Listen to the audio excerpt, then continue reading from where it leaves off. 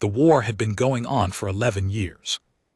The Vreth Collective had not introduced themselves before they started burning things. They came from the outer dark, from unmapped space beyond the galaxies, edge where no empire or alliance had ever bothered to send a probe.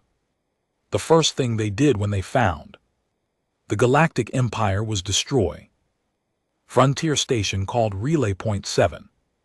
40,000 people, no warning, no communication, no reason given, just weapons fire and then silence and then nothing where a station used to be. That was 11 years ago.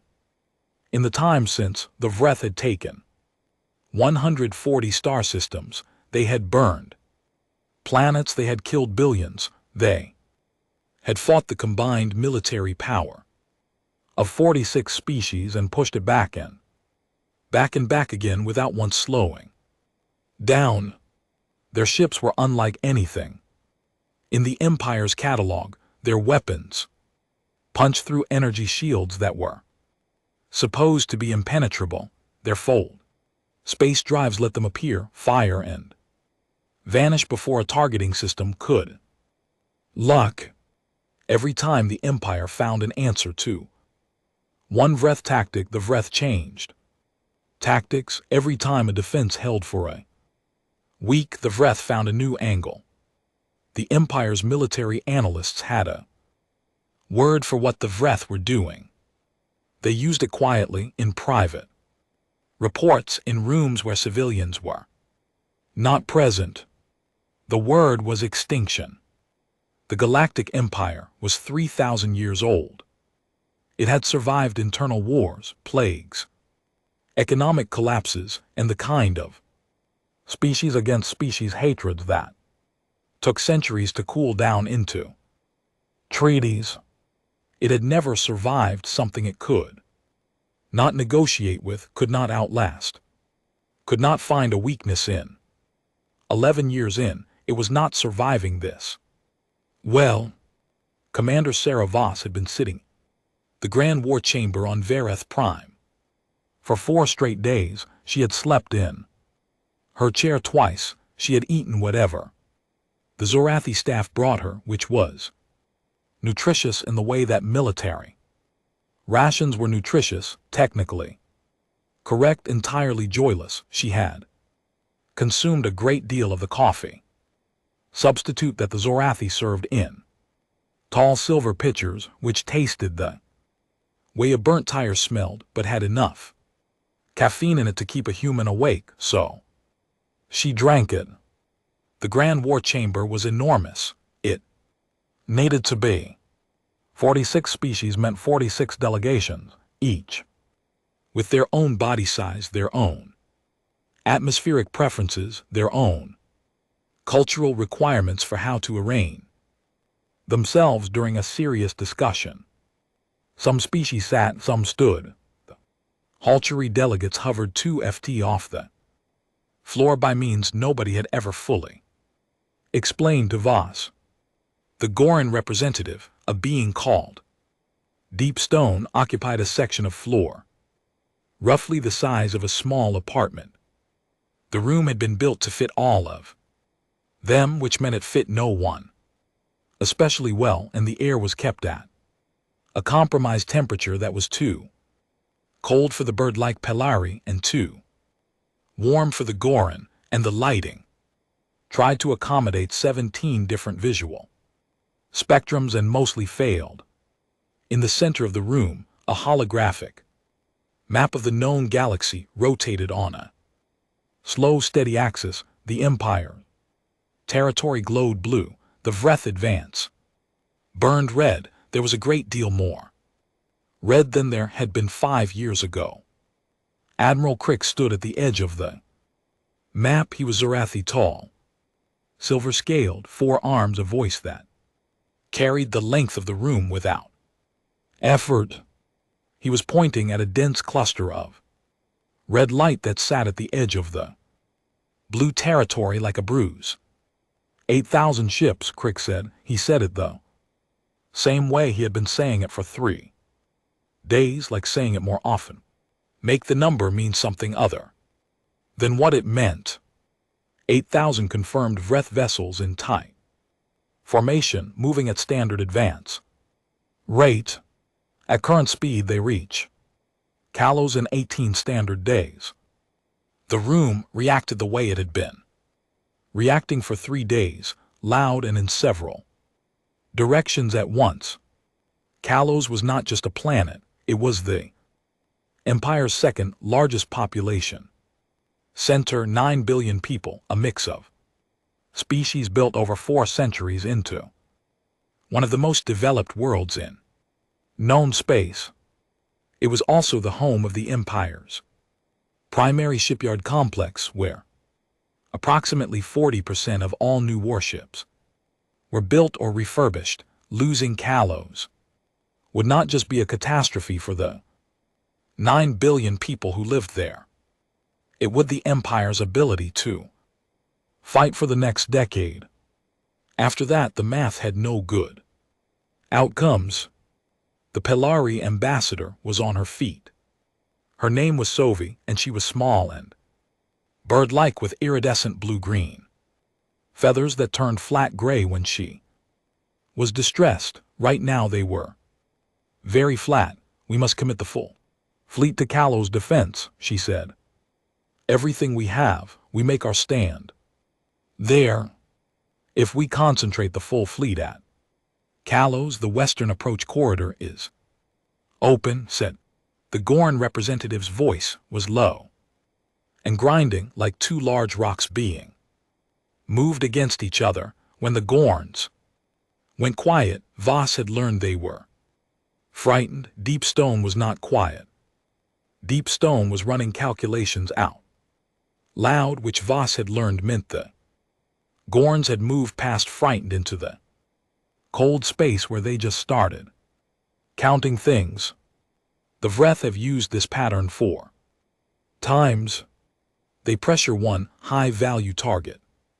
When we concentrate response, a second force appears at an undefended location.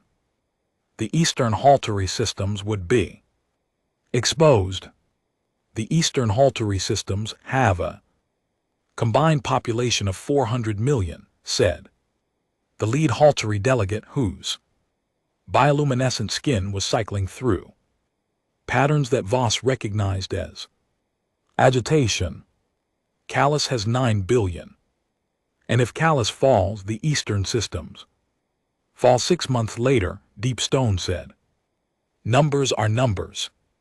Numbers are people, Sovi said sharply.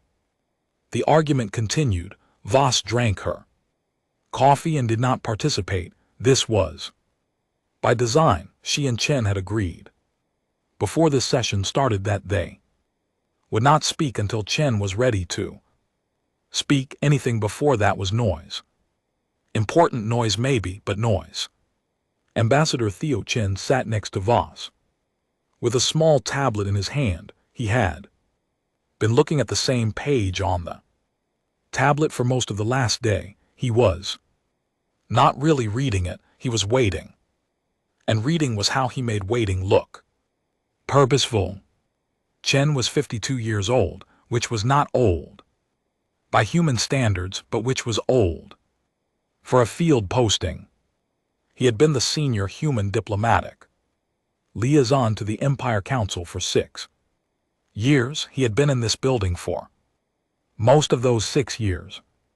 He had seen 46 species panic in 46 different ways, and he had learned that the panic always followed the same pattern. Everyone argued loudest about the last possible option, the one they were most afraid of, and that was how you knew the conversation was almost over. The conversation was almost over. Vaseline toward him. They're going to vote on the full fleet commitment in the next hour, she said quietly. If it passes, we lose our window. It won't pass, Chen said. He turned a page on his tablet without reading it. Deep Stone's coalition will block it. They'll argue for another 2 days, and then they'll ask us You're sure? He looked at her over the top of the tablet. I've been watching these people for 6 years, I'm sure. He was right. 2 hours later, after the vote on the full fleet commitment failed, by a margin of 11 species to 35 after the room had cycled through 3 more proposed strategies, all of which had obvious problems that everybody pointed out simultaneously. Chancellor Vren, old and white-scaled, and patient at the head of the chamber, turned toward the back corner. Ambassador Chen, Vren said, you have been very quiet. Chen put down his tablet. He stood up. He walked to the center of the room and 46 species watched the middle-aged human diplomat stop beside the holographic map and look at the red cluster in it. We'd like to request 12 days, he said. The room went quiet. 12 days, Crix repeated. He was not mocking, he was genuinely confused, which on a Zorathi face looked like deep suspicion. Ambassador, the Vreth reached callous in 18 days, if we do not begin repositioning now. If nothing happens in 12 days, the repositioning starts on day 13, Chen said. You still have 6 days from that point. My analysts tell me that's enough for a basic defensive formation. Basic, Sophie repeated. The word came out the way you said a word when you were horrified by it but had no other word to use. It's not ideal, Chen agreed, but you lose nothing by waiting 12 days. The option is still there. 12 days to do what? Deepstone asked. Chen looked at the red cluster, at the 8,000 ships moving steady and slow toward 9 billion lives. We'd prefer to explain after, he said. If it works, the explanation will be clearer. If it doesn't work, the repositioning plan proceeds, and we won't waste your time on an explanation of something that failed. Chancellor Vren looked at him for a long time with those 300-year-old eyes. And what do you need from us in these 12 days? Nothing, Chen said. Don't move your ships. Don't send any fleet units into the approach corridor, that's all. You're asking the Empire, Sophie said. Each word a small individual weight, to hold its most critical strategic decision for 12 days based on nothing. I'm asking the Empire to trust us for 12 days, Chen said. He said it simply. No performance in it. I know that's not a small thing to ask. The vote passed, not comfortably 29-17,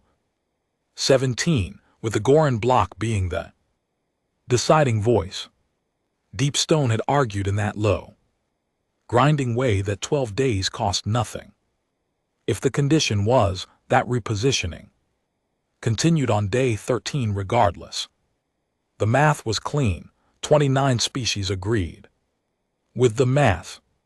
Voss walked with Chen through the building's long corridors afterward.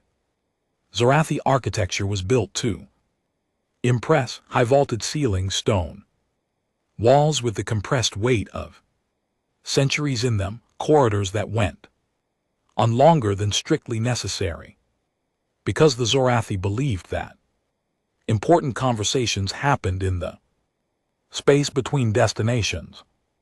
Voss had started to believe that, too. After 6 years. Harrow's in position, she asked. Confirmed as of 8 hours ago, Chen said. All 3 units are in the corridor. The projectors are armed and distributed. He's waiting on the signal. And the Vreth haven't picked up anything. Their sensor technology scans for energy signatures and mass displacement. Harrow's ships are running cold, no drives, no active systems, drifting on pre-calculated trajectories. Chen paused. The Vreth don't scan for things that aren't running. They've never needed to. Voss thought about that, about hundreds of human ships, dark and cold and completely silent, drifting through the void on nothing but math and preset courses, carrying cargo that would not appear on any sensor sweep. She had read the project files, all of them, even the ones she was not technically cleared for. Chen had shown her because she needed to know. She had read them in one long sitting 3 months ago, and then sat in a very still room for a very long time afterward. What humanity had built was not a weapon in any conventional sense of the word. It was something closer to a key that opened a door into a place that should not have had a door. When this is over, she said, conversation with the council is going to be difficult. Very, Chen said. Some of them are going to be angry.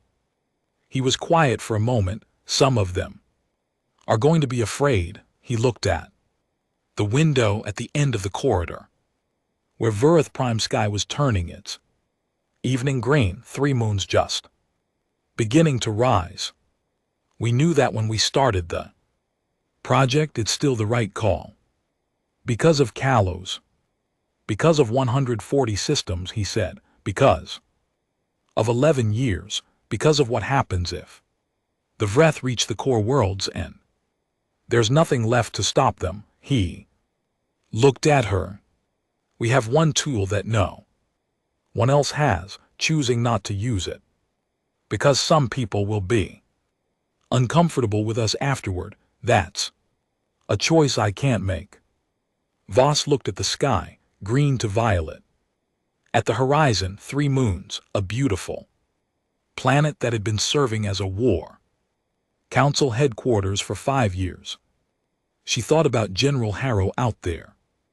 In the dark, she had never met him. She had seen his file, 47 years old, career officer, obsessive reader of physics journals, the kind of man who took a problem home at night and woke up at 3:00 in the morning with a solution and immediately checked the math before he let himself be excited about it. He had spent 7 years on this project, 7 years of work that most of the people in this building did not know existed. In 12 days, everyone was going to know. She thought about how that was going to feel. She thought about 46 species. Turning to look at the humans in the back corner, she thought about 9 billion people on Kalos who were going to be fine. 12 days, she said. 12 days, Chen agreed. Outside, the moons moved. The sky went dark somewhere in the space between stars, cold and invisible and silent. The clock was running. On the 12th day, the war chamber was full before the first session bell rang. Nobody had told anyone to come early. Nobody had sent a message asking the delegations to be present by dawn.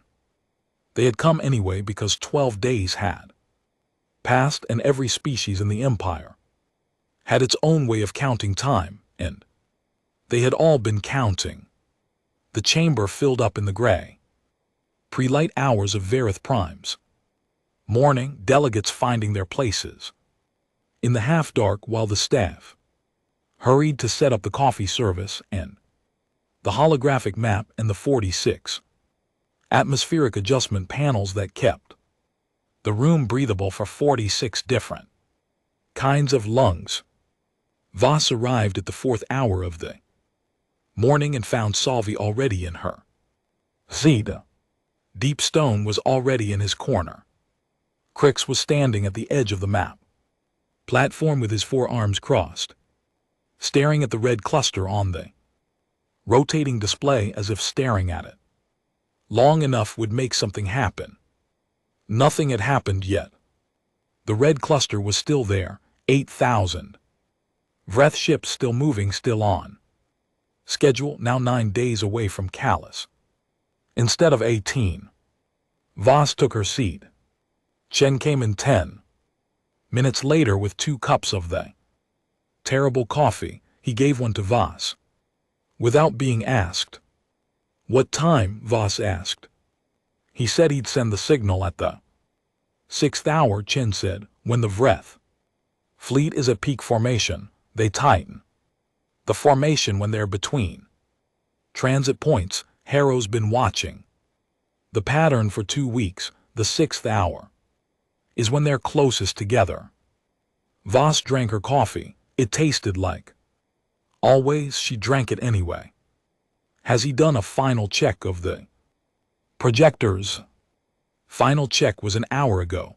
All 314 are active and holding position. 314.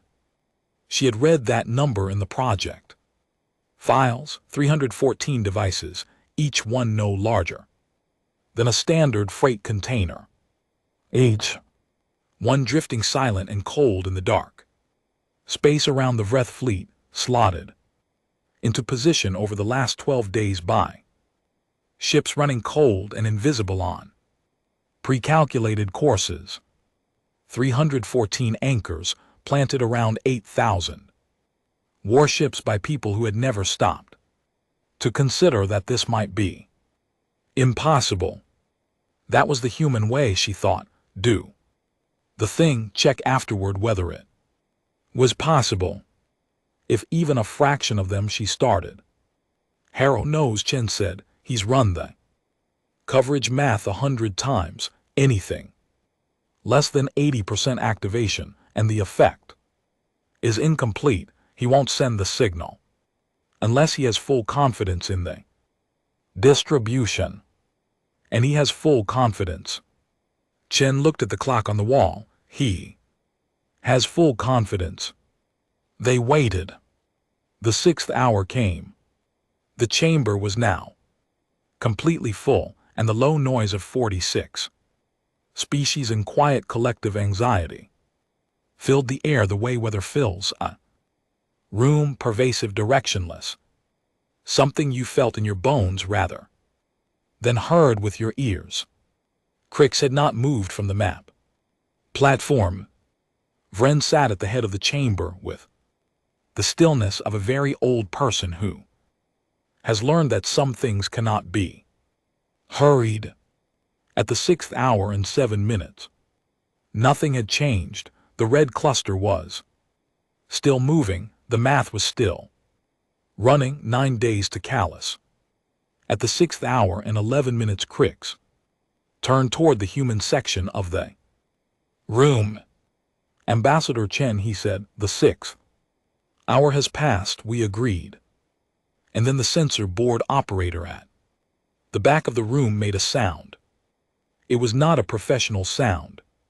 It was the sound a person makes when they see something that their brain is refusing to process in any orderly way, a kind of short, high-pitched noise swallowed, immediately followed by a silence that was somehow louder than the noise had been. Every head turned. The sensor operator was a young Zorathi technician whose silver scales had gone several shades paler than normal. She was looking at her board. She was looking at her board the way you looked at something when you were not sure if you were seeing it or imagining it. Lieutenant Crick. Report. The Vreth formation, the technician said. She looked up from her board. She looked around the room as if hoping someone else would confirm what she was seeing. Sir, I'm not. It's not. Speak clearly, Vren said from the head of the chamber. The formation has disappeared, the technician said. The room was quiet for 1 second, 2 seconds. Then it was not quiet at all. Run a diagnostic, Crick said immediately, already moving toward the sensor station. This is a malfunction. Run the full diagnostic. I ran it, the technician said. She showed him her board. It ran automatically when the contacts disappeared. All systems are functioning normally. The sensors are working, sir. There's nothing there. Nothing, Crick repeated. No ships, no energy signatures, no residual drive emissions, no heat bloom. From weapons discharge, the technician's voice was getting a quality to it that Voss recognized as the beginning of real fear. There's nothing there, Admiral. There's no debris field. There's no radiation spike. There's no indication that 8,000 ships were destroyed or damaged or hit by anything. They were there and then they weren't. The sensors show empty space. Quick stared at the board, then he turned to the room. Secondary sensor array, he said. Get me the Orth relay station readings and the Pilari border outpost.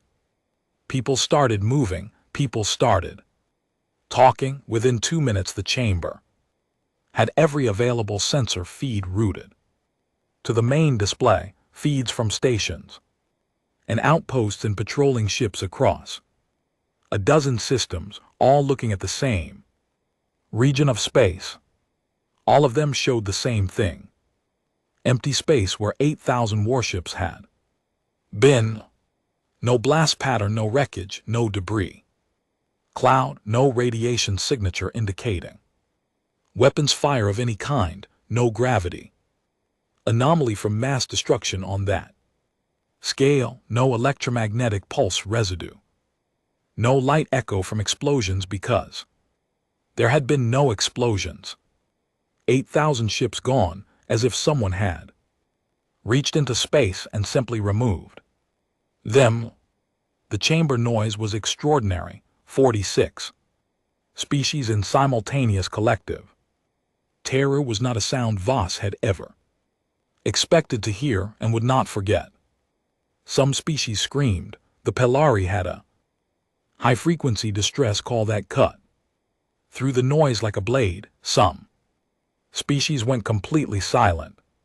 The Goran block had all frozen, all 6 representatives like statues, and Deep Stone's face had an expression that Voss had never seen on a Goran before. One she had no name for.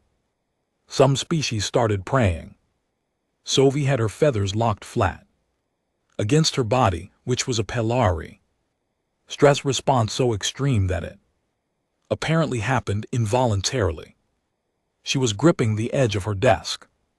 Her 3 sets of eyes were open to their maximum diameter, cycling rapidly through her sensor spectrum. What did this? She said to no one in particular and everyone in general. What did this? Vren had not moved. The Chancellor sat at the head of the room with those ancient 3th-century eyes fixed on the empty space on the display where 8,000 Vreth ships used to be. The white-scaled face gave nothing away. But Vren's eyes moved slowly across the room. They stopped on Chen. Chen was sitting in his chair. Voss was sitting next to him. They were not celebrating, they were not grinning or elbowing each other or doing any of the things that people do when something they hoped would work has worked. They were sitting still and they were watching the room, and their faces were calm in a way that looked different from everything else in the chamber. 46 species screaming and praying and running sensor diagnostics. 2 humans sitting in the back corner, still quiet and calm. Vren saw it, Quick saw it, Solvi saw it. Deep Stone's massive head turned slowly toward the human corner. Deep Stone looked at Chen for a long time. Then in that low grinding voice, without addressing anyone in particular, the humans are not surprised. The room took several seconds to process that statement. Then one by one 46 species stopped what they were doing and looked at the back corner. Voss did not fidget. She had known this moment was coming. She had rehearsed what her face should look like for this moment. Still, neutral, present, not Guilty because there was nothing to feel. Guilty about not triumphant because this was not the time for that. Just present, just a human woman sitting in a chair while 46 alien species realized all at once that the humans had known. Crix crossed the room in long steps. He stopped in front of Chen's seat. The Admiral was 4 ft taller than Chen and had 4 arms and was vibrating with a kind of controlled fury that Voss recognized as a Zoroastrian way of being. Scared? You knew, Crix said. His voice was very quiet, very controlled. You asked us for 12 days. You told us to trust you. And you knew. Yes, Chen said. The single word landed in the room like a dropped stone. What did you do? Crix said. Chen met the Admiral's eyes. He did not look away, and he did not look small. I made you a promise when I asked for the 12 days, he said. I promised. Full accounting after. I'm ready to give it. You'll give it now, Crix said. Yes, Chen said. I will. He stood up. He looked at Chancellor Vren. With the Chancellor's permission, I'd like to request a closed session restricted to senior military and diplomatic staff. What I'm about to explain involves information that we would prefer not to broadcast on open channels. Vren looked at him for a long moment. That 300-year-old consideration. You have it, Vren said, while the chamber staff cleared the room, down to senior staff and the door seal. When active, Voss stood at the window and looked at the sky. Verith Prime was in its morning now, the green sky bright and clear. Somewhere out there, 9 days away, there was a patch of space that used to hold 8,000 warships and now held nothing. Somewhere out there, General Harrow's ships were turning on their drives, again coming out of their cold silence, beginning the long trip back. She imagined the signal reaching them, not the activation signal that had already gone. The confirmation signal, the one that said it worked. She thought about what that felt like on Harrow's ship in the moment when the sensors showed empty space and the math came true. She thought about 7 years of work, 7 years of secrecy and failure and trying. Again, all coming down to one signal, sent into the dark. She thought about 9 billion people on Callus who would wake up today not knowing anything had almost happened to them. The door seal behind the last cleared. Delegate, the chamber was now 23 people and 46 empty seats. Crix stood at the center of the map where the holographic display still showed the empty space. With clinical precision, Sophie sat with her feathers slowly re-expanding.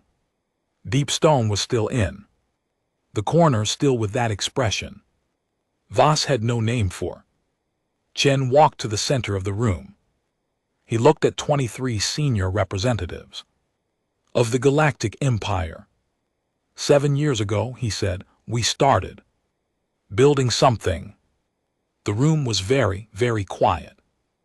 I'm going to tell you what it is. Before Chen could say another word, Crix held up one of his 4 hands.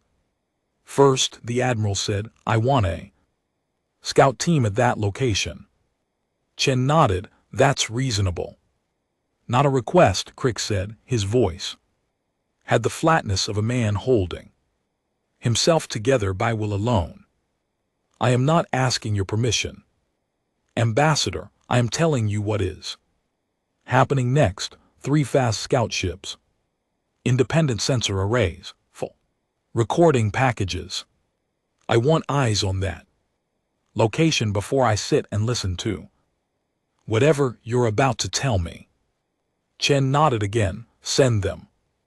The scouts launched within the hour. 3 Zorathi fast movers, the kind of Ships built for speed and sensor range. Over everything else, no heavy weapons. Reinforced hull, sensor arrays that could read a cold planet's geological history from 6 light minutes out. They burned hard toward the last recorded position of the Wraith fleet and arrived 4 hours and 20 minutes later. The chamber waited. Voss spent the 4 hours and 20 minutes doing what she always did when she was waiting for something she could not control. She found a quiet corner. She sat in it and she went through the project files in her head, not reviewing them for new information. She had the files memorized at this point, just walking through them the way you walked through a room you knew well, touching the walls, making sure everything was still where it was supposed to be. 7 years, 218 scientists and engineers, 17 failed prototypes, 1 breakthrough that had looked at first like another failure. The breakthrough had come from a Wraith shipwreck. In the 4th year of the war, an Empire patrol had found a Wraith vessel drifting cold and dead in the Saran system, damaged in an earlier engagement, its crew gone, its systems shut down. It was the most complete Wraith wreck anyone had ever gotten their hands on. The Empire had taken it apart very carefully and distributed the findings to every research team in the Alliance. Most teams focused on the weapon systems, or the hull composition, or the energy shielding. Those were the obvious priorities. Those were what was killing Empire soldiers. The human team had gone looking at the drive. Specifically, a physicist named Dr. Renan. A crew had spent 8 months looking at the Vreth Fold space drive and asking a question nobody else had asked, which was, where exactly do the ships go when they fold? The standard answer was that they folded through a compression of local space-time and came out somewhere else. That was how fold space travel worked in every known species implementation. You went in, the space between where you were and where you wanted to be got very small very briefly, and then you were there. Aku's question was more specific. She wanted to know what happened to the specific bubble of space-time the ship occupied during the fold. Where did that go? What happened to the 0 point energy in that space? The Vreth drive was more powerful than any fold space drive the Empire had ever built. It folded faster, harder, over greater distances, which meant it was doing something more aggressive to local space-time than any known drive. The answer she found after 8 months was that the Vreth drive did not just compress local space-time, it sheared it, a very small, very controlled shear, along specific quantum boundaries that snapped back into place a microsecond after the ship passed through. The snapback was what powered the exit. The released energy pushed the ship out the other side. Aku had looked at this mechanism for a long time. Then she had asked a second question, which was, what if you triggered the shear and prevented the snapback? The scouts reached the last recorded position of the Vreth fleet at the 4th hour and 18th minute. The chamber got the first sensor feed 2 minutes later. The display updated. The room went so quiet that Voss could hear the atmospheric system running. Empty space. The scouts' arrays were running at maximum sensitivity. They could have detected a rock the size of a briefcase at this distance. They were scanning for energy signatures, mass particles, frozen atmosphere, carbon traces, biological matter, metal fragments, drive residue, weapon residue, any residue of any kind. They were scanning for the specific spectral signatures of Wraith Hull composition, which the Empire had catalogued from 11 years of engagements. They were scanning for radiation bloom. From structural collapse, they were scanning for gravity echoes from mass displacement. The sensors found none of it. Not a fragment, not a particle, not a single atom of 8,000 warships and their crews. The space where the Wraith fleet had been was not empty the way space is. Empty after a battle, where the wreckage drifts and the drive plasma cools slowly. Over weeks, it was empty the way a clean room is empty, the way a place is empty. When nothing was ever there. Nothing, the sensor operator said. Her voice had the quality of someone reading a report they did not want to be reading. No debris field, no organic matter, no metal alloy signatures consistent with Wraith Hull composition. No electromagnetic residue, no radiation bloom. The background radiation in that region is completely normal. It matches the expected baseline for undisturbed open space in this sector. She paused. It is as if the fleet was never there. Crick stood at the display for a long time. His forearms hung at his sides, which was unusual for him.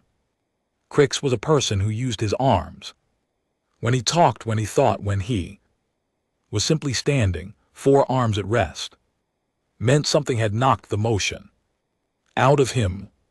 That is not possible, he said. That is not physically possible. 8,000 ships cannot cease to exist without leaving. He stopped. He looked at the readout. He looked at it a long time.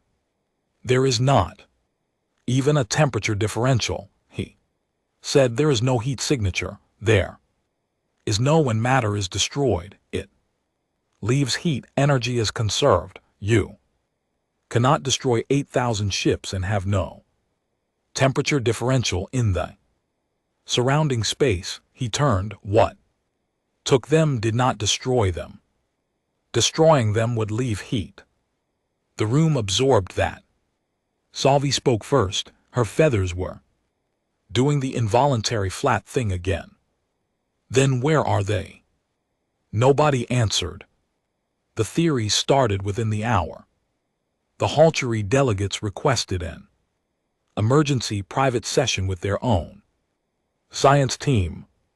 They came back 40 minutes later with an expression that Vass associated with people who had just had a religious belief confirmed in a way that they were not entirely comfortable with. The lead Haltery delegate, a tall, luminescent being named Vessel of Remembrance, addressed the chamber in a voice that was careful and slow. In our oldest scripture, Vessel of Remembrance said, there is a figure, a presence that exists between stars. We have always understood this to be metaphorical, a way of describing the unknown, a placeholder for what we did not yet understand about the universe. The bioluminescent patterns on the Haltery skin were cycling through something Vass had never seen before. What our science team is telling us is that what happened in that space is consistent with a localized collapse of the quantum vacuum, which is something that our oldest theological texts describe as the mechanism by which the between removes things from the physical world. Vessel of Remembrance paused. We are not claiming this as a theological statement. We are reporting our science team's findings alongside the context which our culture has historically interpreted such events. 3 other species delegations started talking at once. The Pelari had their own version of this, not called the between, but something that translated roughly as the fold behind the fold, an ancient concept from early Pelari astronomy when they had not yet understood what lay beyond. Observable space. The Goran had a geological metaphor for it, the place where rock goes when it is not rock anymore. Several smaller species had similar concepts, all variations on the same theme, a place that was adjacent to the physical universe that certain ancient tradition said was where things went when the universe decided it no longer needed them. Deep Stone said nothing through all of this. Deep Stone sat in the Goran corner and was very still and looked at Chan. Voss watched the theories accumulate. She watched 46 species cycle through scientific frameworks and spiritual frameworks and combinations of both, all trying to put a box around something that had no box in any of their existing catalogs. She watched them get louder and more urgent as the realizing set in, not just that the Vreth fleet was gone, but that whatever had taken it could presumably take other things, could take anyone, could take them. The fear in the room was a different quality than the fear of losing a battle. Battle fear had an enemy in it, had a direction, had something to fight or run from. This fear was the kind that had no direction because the thing causing it was not visible, not identifiable, not anything they could point at and name. Except, Deep Stone spoke, the low grinding voice cut through the noise the way a deep sound cuts through high ones. The humans are still calm, Deep Stone said. The room went quiet again. Everyone looked at the back corner, at Voss sitting straight, at Chen standing near the edge of the map platform, watching the room with the patient expression of someone waiting for the right moment. They were calm when the fleet disappeared, Deep Stone continued. Goran's voice had no accusation in it, just precision. They are calm now. They were calm when the scouts found nothing. They have not looked surprised once in the last 8 hours. They have not proposed theories. They have not joined our discussions. The massive head tilted. They know what the empty space means. They knew before the scouts went. They knew before the fleet disappeared. Another pause. I think they knew before the 12th day began. Every set of eyes in the room was on Chen now. Sophie stood up. Her voice had an edge in it. Ambassador Chen, you stood in this chamber 12 days ago and told us to trust you. You asked us to give you 12 days. You gave us no information, and now 8,000 ships are gone. Our scouts find empty space. Our science teams have no explanation. And you are standing there with the expression of a man who is not confused. Her feathers flared. I am asking you directly, what do you know about what happened? Chen looked at her, then he looked at Deep Stone, then he looked at Vren. I know everything about what happened, he said. The room was dead silent. I know what happened because we did it, he said. The noise that followed was unlike anything Voss had heard in 6 years of Empire Council sessions.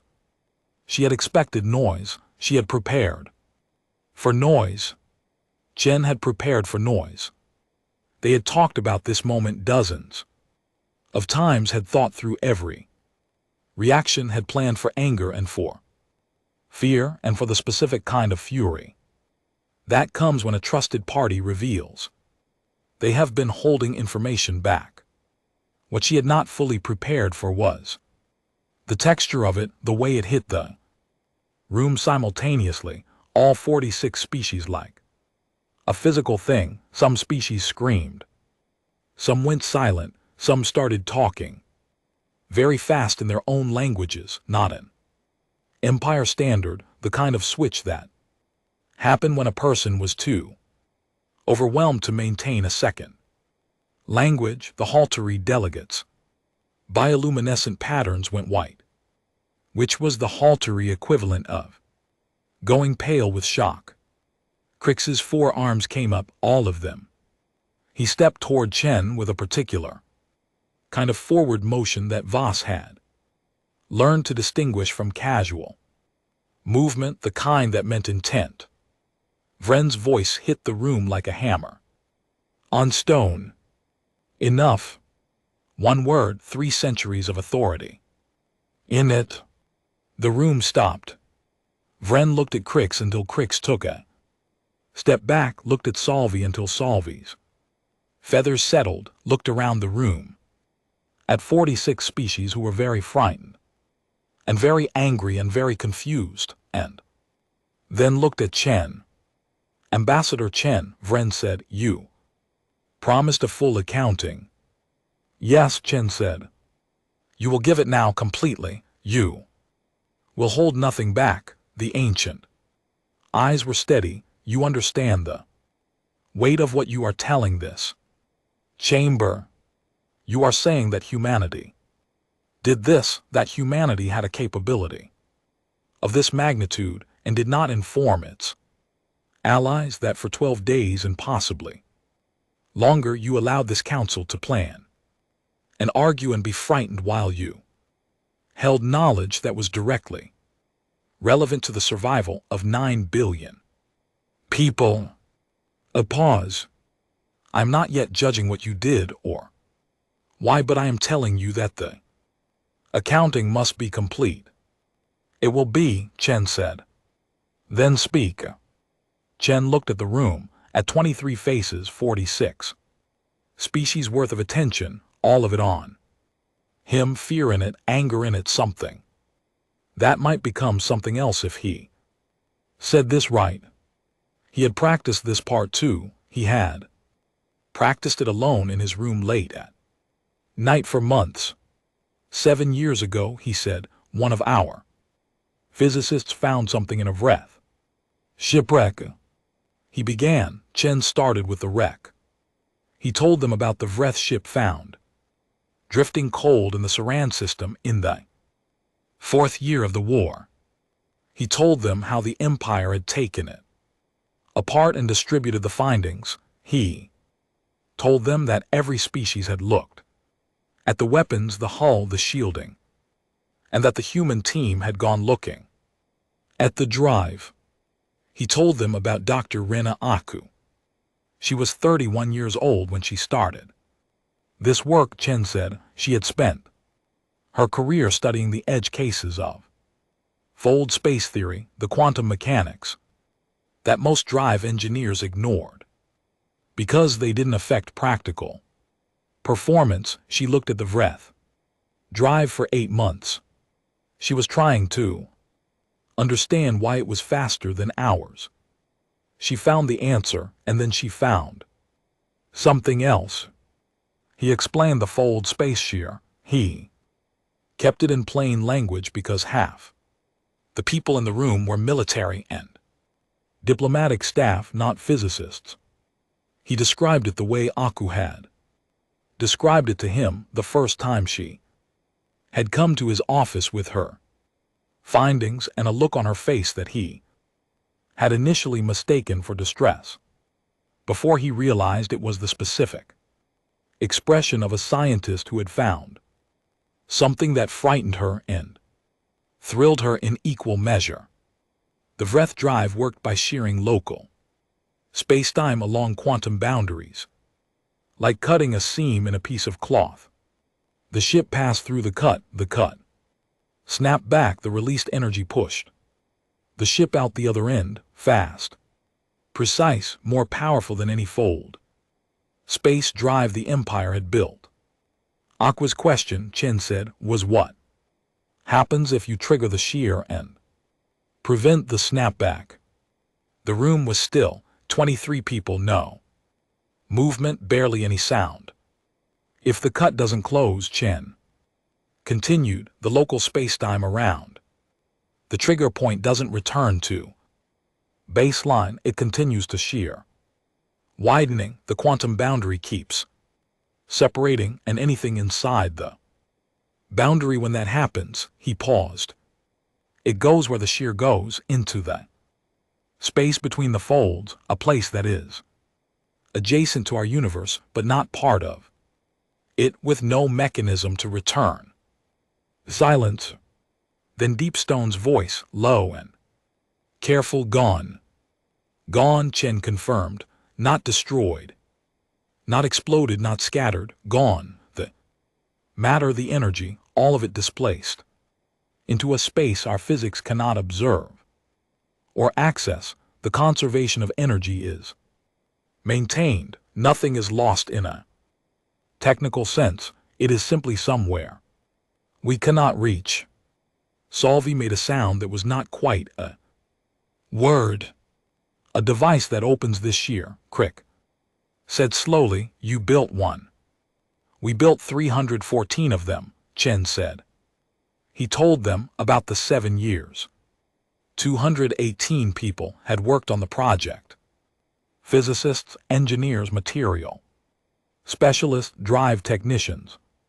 They had worked in a facility on the outer edge of human space, in a system with no strategic value and no tourist appeal and no reason for anyone to ever go there, which was precisely why they had chosen it.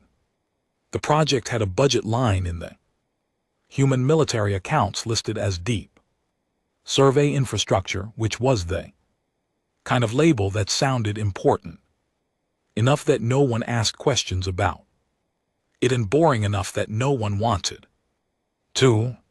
The first 2 years were almost entirely failure. Aku's theoretical model was solid. The problem was the trigger mechanism.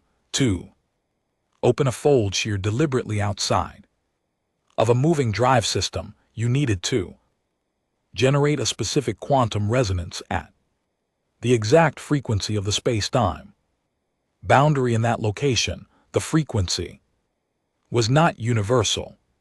It varied by the local gravitational and electromagnetic environment, which meant every device needed to read its local environment and calibrate the trigger in real time.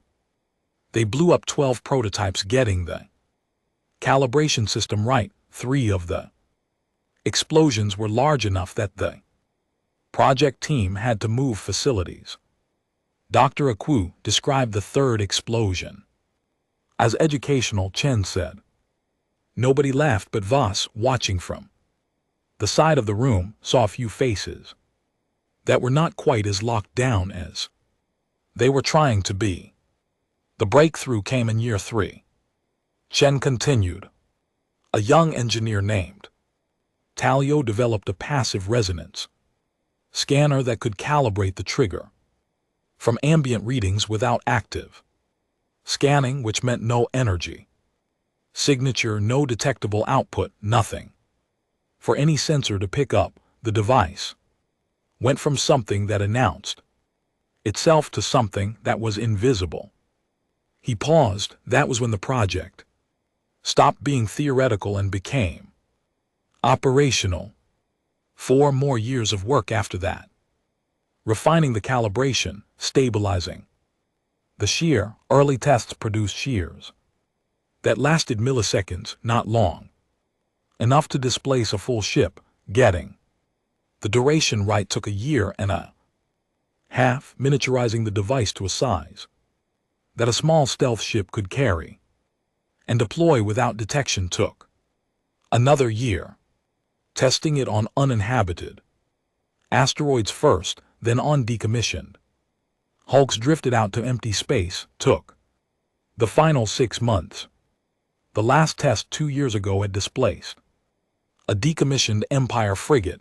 The ship had been there, then it had not been there. The sensors had shown clean empty space where a 200M warship had been. No debris, no heat bloom, no trace.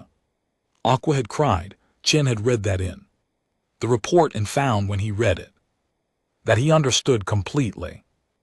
General Hara, Chen said, has been planning the delivery operation for 2 Years. He told them about Hera, 47 years old. Career officer, the kind of man who ran his operation plans through so many simulations that by the time he executed them, the real thing felt like a rehearsal. Hera had been brought into the project 18 months into its existence, when it became clear that the delivery problem, how do you get 314 invisible devices into the operational space of an enemy fleet without the enemy detecting you, was as complex as the device itself. Hera's answer was the cold running approach. The Vreth fleet used active sensor sweeps, powerful ones. They scanned constantly for energy signatures, for drive emissions, for weapons heat. They were very good at detecting threats. What they were not calibrated for, what no military sensor system in the Empire had ever needed to be calibrated for, was detecting cold objects with no energy signature, rock, ice, drifting wreckage, things that were not running, not radiating, not doing anything detectable. Hera's ships, when in delivery mode, were cold objects. The drives were shut down completely. The reactors were in zero output. Standby, the life support ran on chemical reserves, not reactor power. Everything electronic was on passive mode, recording but not transmitting, reading but not emitting. The ships drifted on pre-calculated trajectories like very sophisticated rocks, while human crews sat in partial darkness and partial cold and waited. It was not comfortable, Chen said. Crews were in suits. The temperature inside the ships dropped to 3 degrees above zero. They ate cold rations and they did not move very much, and they waited. He told them how long. 12 days, the same 12 days the Empire had given humanity. While the Council had been arguing in the war chamber, 300 ships with human crews had been drifting cold and silent through the operational space of the Vreth fleet, deploying their devices one at a time with robotic arms that extended only when the nearest Vreth ship was at maximum passive sensor range, retracting immediately after.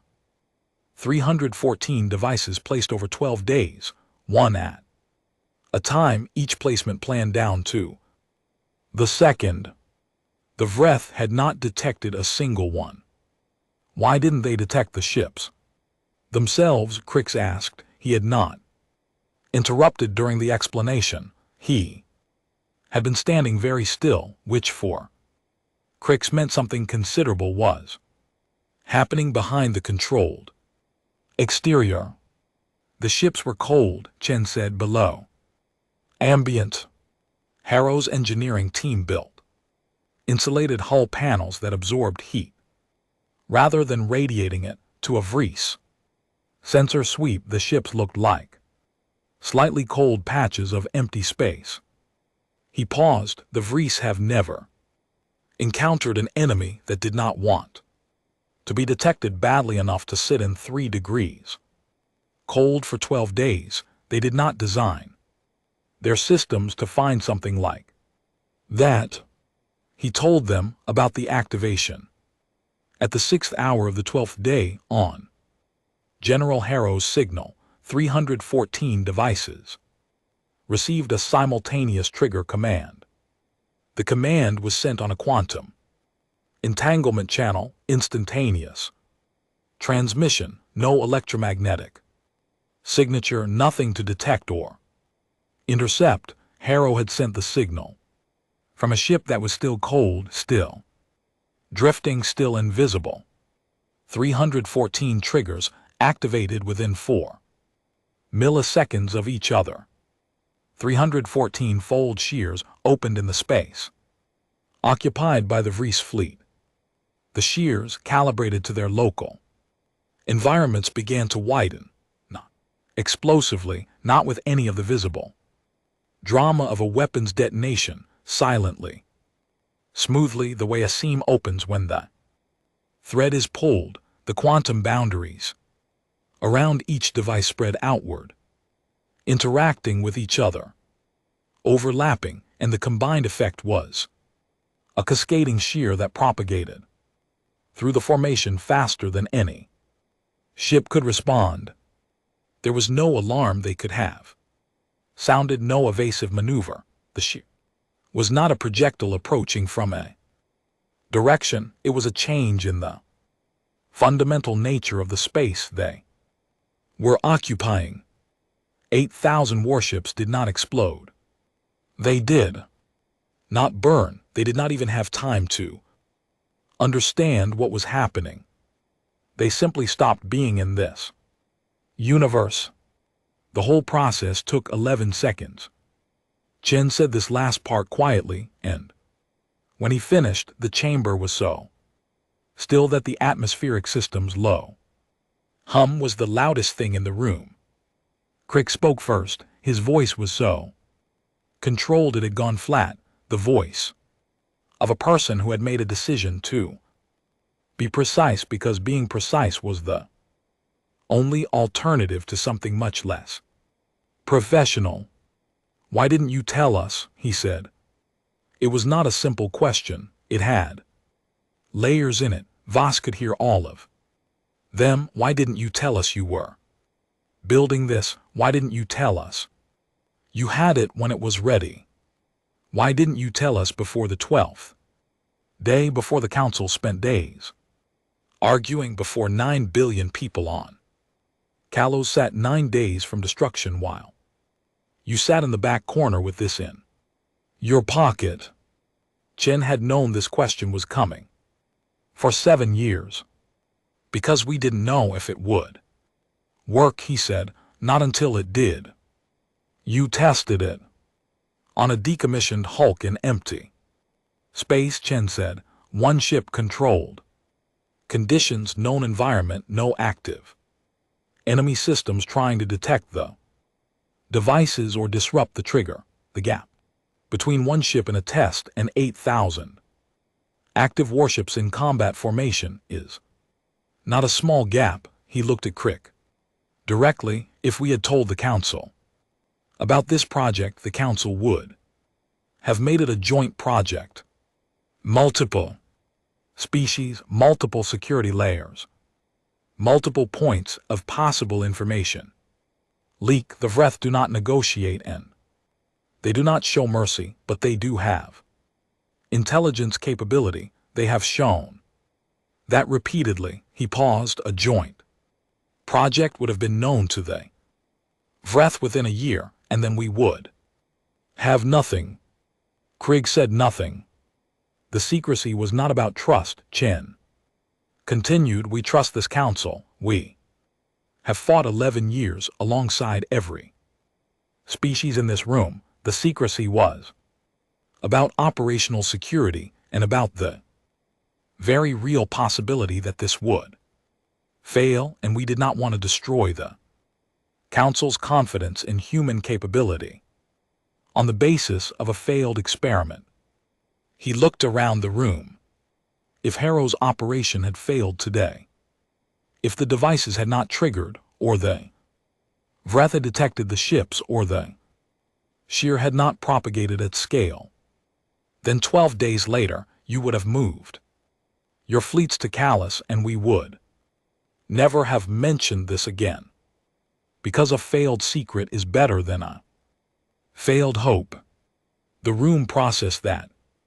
Deep Stone was looking at Chen with an expression that had evolved over the course of the last hour. The unnameable expression from earlier had changed into something Voss was beginning to recognize. It was not anger, it was not fear anymore. It was the expression of a person recalibrating. You carried this alone, Deep Stone said. For 7 years, knowing it might not work. Knowing that if it worked, this conversation would happen. Yes, Chen said. and you chose to use it for callous, deep. Stone said, not for your own territory.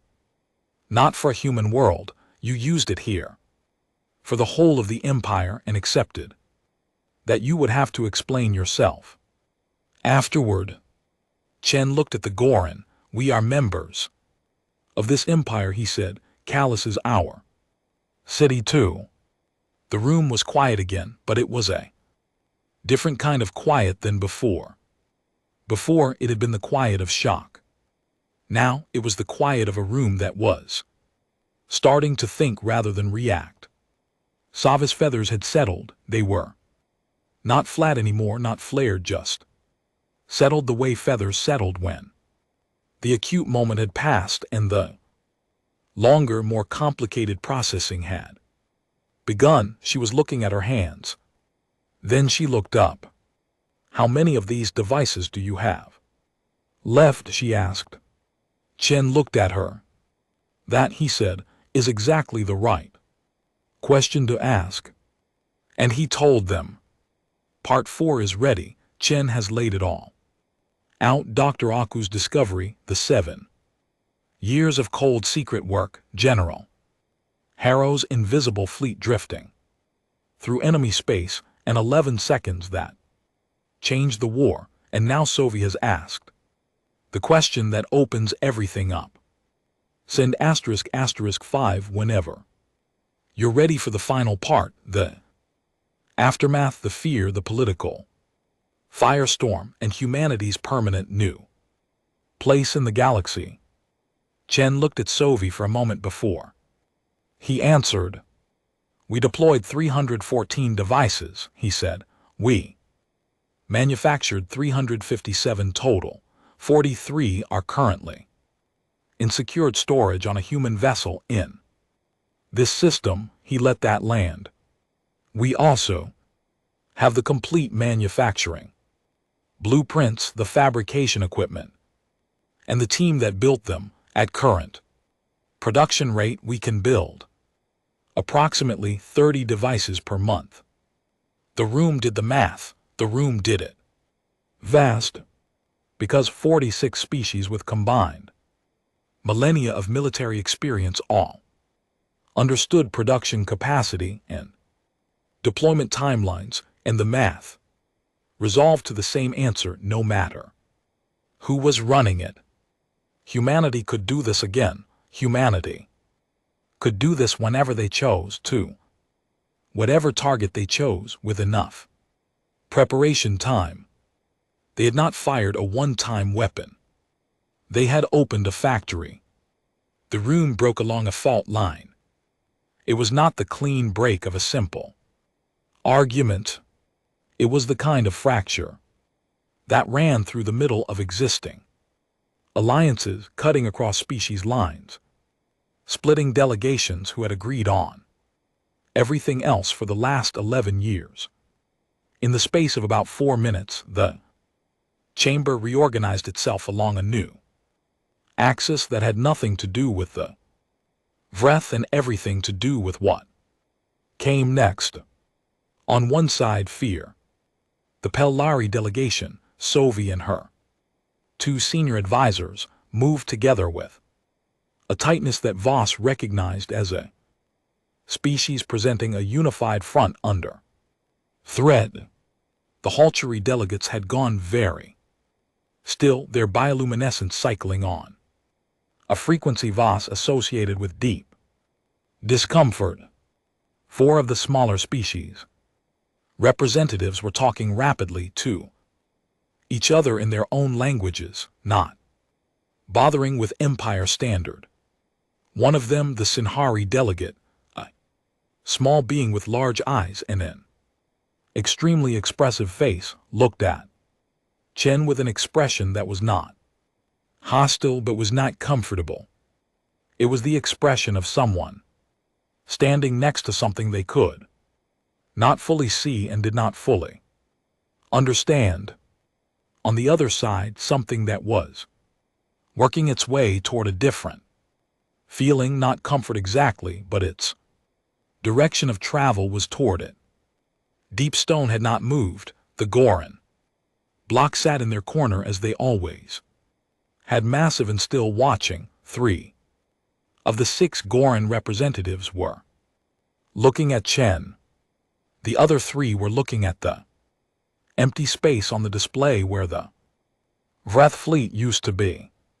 Crix was still standing at the map platform with the flat, controlled expression he used when he was thinking very hard and did not want anyone to see the thinking. Chancellor Vren had not spoken since giving Chen permission to address the chamber. Sophie spoke first from the fear side of the fault line. I want to be clear that I am grateful, she said. Her voice had the quality of someone choosing every word with care, aware that the words would matter later, in ways she could not fully predict now. Kalos is alive. 140 systems cannot be given back, but Kalos is alive, and that matters enormously to this council, and to the 9 billion people who will wake up tomorrow not knowing what almost happened to them. She paused. But I have a responsibility to say what I think everyone in this room is aware of. What we have just been told is that one species, one member of this empire, a member who joined 9 years ago, member whose military contribution to the war has been valuable but not outsized, has been developing in secret a weapon that makes every other weapon in the known galaxy irrelevant. She looked at Chen. I do not question your intentions. Today, I am questioning the existence of a situation in which your intentions are the only thing standing between this capability and its use against anyone. It was a fair statement. Voss had known it was coming. Chen had known it was coming. They had talked about it in the long evenings before the 12th day in Chen's office on Verith Prime, going through every version of every argument. Sophie continued, the Vreth were our enemy. Today your intentions and ours were aligned, but a weapon with no counter and no equivalent in any other species' arsenal is not a weapon. It is a permanent imbalance, and permanent imbalances do not stay stable. She's right, said the Sinhari delegate. In Empire standard this time, she's right, and every species in this room knows it. A number of voices agreed. Then Deepstone spoke. The Goran representative's voice was always the same, low, grinding, slow. Deepstone did not adjust volume for emphasis. The emphasis came from the weight of the words in the silence around them. I have a different concern, Deepstone said, and my concern goes in a different direction. The room gave the Goran its attention. The Vreth came from the outer dark and burned 140 of our systems, Deepstone said. They killed billions of our people. They destroyed stations and planets and the accumulated work of 3,000 years of civilization. For 11 years, the combined military force of 46 species could not stop them. Deepstone's massive head turned slowly around the room. Today, one species with 218 scientists and one determined general stopped them. Today, 9 billion people on Kalos are alive. Today, the war ends not because 46 species finally found a defense or a tactic or a counter-weapon, because one species, the youngest in this empire, the one we invited in 9 years ago with polite reluctance, found the answer that none of us were looking for. The grinding voice paused. My concern is not that humanity has this capability. My concern is what it says about us, that we did not find it first. And my second concern is what happens to all of us if we respond to the people who saved 9 billion lives by treating them as a threat. The fault lines shuddered. Some of the smaller species representatives who had been nodding along with Sophie were now not nodding. Crix had turned from the map platform. He was looking at Deep Stone, then he was looking at Chen. The Zorathi lost 11 systems, Crix said. His voice was still flat, still controlled. My family was from the 7th one. I was at the academy when it burned. I have been fighting this war for a decade. He started. Again, I have also been in this chamber for 4 days watching 46 species argue in circles about how to protect 9 billion people, and not one of us had an answer. He looked at Chen for a long, level moment. You had an answer, you used it. He was quiet for a breath. I'm not glad you kept it secret. I want to be honest about that. It is not a comfortable feeling knowing a thing like this existed without our knowledge.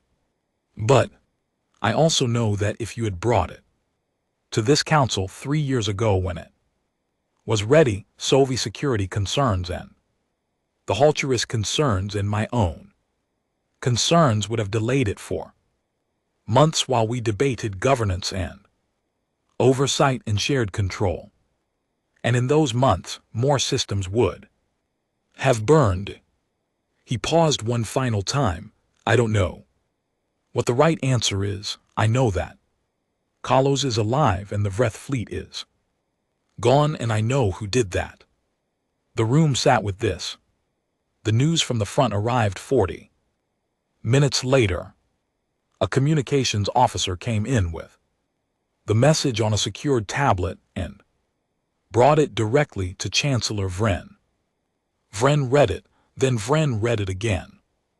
Then Vren stood up, which was something Vass had not seen the Chancellor do unprompted in 6 years of sessions. The Vreth Collective's second fleet, Vren said, has stopped moving. The room absorbed this. The Vreth had a second fleet, smaller, approximately 2,000 ships, positioned as a reserve force along the outer edge of the Empire's territory. It had been a secondary concern during the crisis around Kalos, but it had been there, a slow threat in the background of all the planning. It had stopped, full stop, 0 movement, 0 advance, 0 change in formation. It was sitting in open space and not moving. They've received word about the first fleet, Krisk said immediately. They know the main force is gone. There's more, Vren said. The ancient voice had a quality in it that Voss had never heard before, something close to wonder. A signal has been received on the standard diplomatic frequency from the Vreth Collective. Complete silence. It is the first communication they have ever sent in 11 years, Vren said. It contains 2 words. The Chancellor looked around the room. The words are, we yield. The session that followed lasted 9 hours. Voss sat through all of it. Her coffee had gone cold. She drank it anyway. The yield signal from the Vreth was real, verified through 3 independent translation systems, and confirmed by the Second Fleet's continued stillness. 46 species processed the end of an 11-year war in 46 different ways, some of which were loud and some of which were very private and some of which would take years to fully surface. Delegates who had been arguing 90 minutes ago about humanity's capabilities were crying with the news of the ceasefire. The Sinhari delegate, small eyes, extremely expressive face, sat in her chair and made a sound that Voss eventually understood was laughter. The involuntary kind that comes when something too large to process finds any exit it can. The governance question did not go away. It was raised 4 more times during the 9 hours by 4 different species. Representatives, how would humanity's capability be overseen? What were the terms of use? What prevented a future human government with different values or different intentions from pointing this at an ally? Chen answered each time. He answered patiently and completely and without defensiveness. He had prepared for this. 2. The answers were not simple. The oversight framework they worked out over the 9 hours was not perfect. No framework worked out in 9 hours ever was. It would be revised. It would be argued about for years. There would be formal treaty sessions and independent review bodies and a great deal of paperwork. Chen accepted all of it. He accepted it because it was reasonable. And because the alternative, no framework, no oversight, 46 species, quietly afraid of the humans in the back corner, was no foundation for anything. At one point near the 6th hour of the session, a Halteri delegate asked if the technology could be shared. Could other species build these devices? Chen looked at the delegate for a moment, then he looked at Vren. The manufacturing blueprints and the underlying physics are being submitted to the Empire's Joint Science Archive. Today, he said, every species in this room will have access to complete research by tomorrow morning. The Halteri delegate blinked. You're giving it away. We're sharing it, Chen said. There's a difference. We didn't build this to have power over anyone. We built it to stop the Vreth. A pause. The research belongs to the galaxy. Dr. Aqua would say the same thing. She already has. At the end of the 9th hour, Chancellor Viren called for recess. Voss stepped out of the chamber and found a quiet corridor and stood in it for a while without doing anything. Her legs were tired. Her eyes were tired. She had been awake for something approaching 30 hours. She thought about the things that were true right now that had not been true 30 hours ago.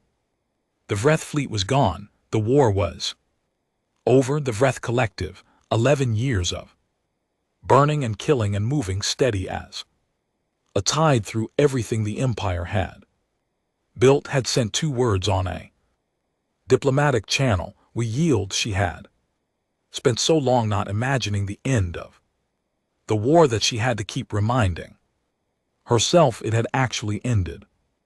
It sat in her mind the way a large piece of furniture sits in a room that was empty before, real and solid, but requiring adjustment every time you moved around it.